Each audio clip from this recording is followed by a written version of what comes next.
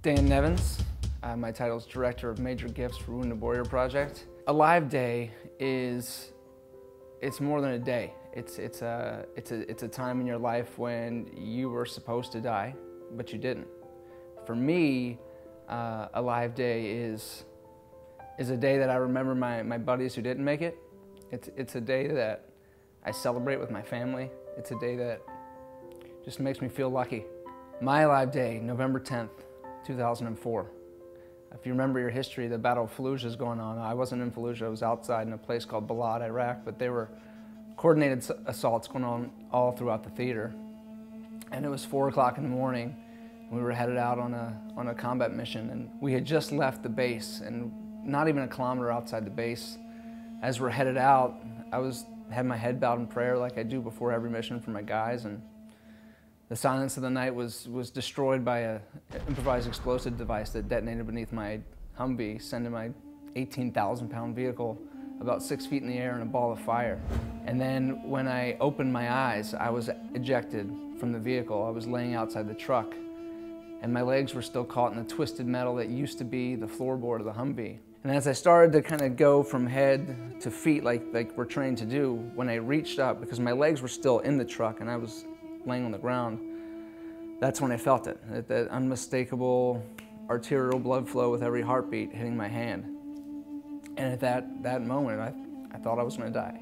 And thanks to great combat medicine, I was on a helicopter and having my leg amputated within probably 14 minutes. In that time, and you feel like your life is over. I mean, you might have survived, but the questions in my mind are, will I ever walk again?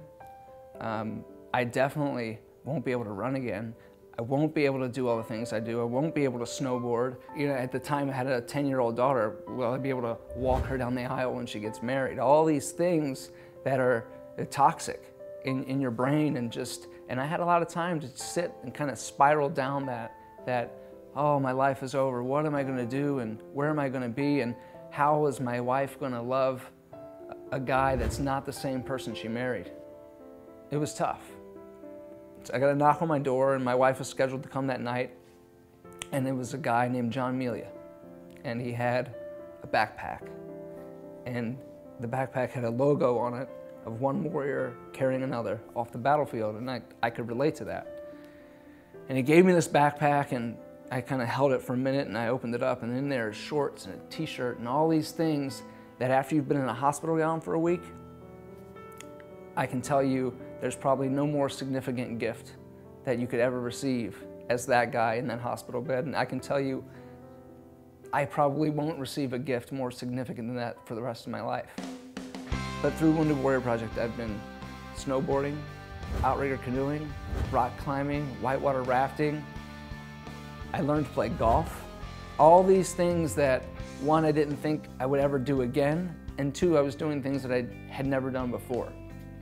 So that, immeasurable. When I look back at that and I think about people in previous conflicts that came back and didn't have that, it just makes me sick. So, yeah, I can't even appropriately put into words what they've done for me. My name is Dan Nevins, retired Army Staff Sergeant. Protect this house. I will.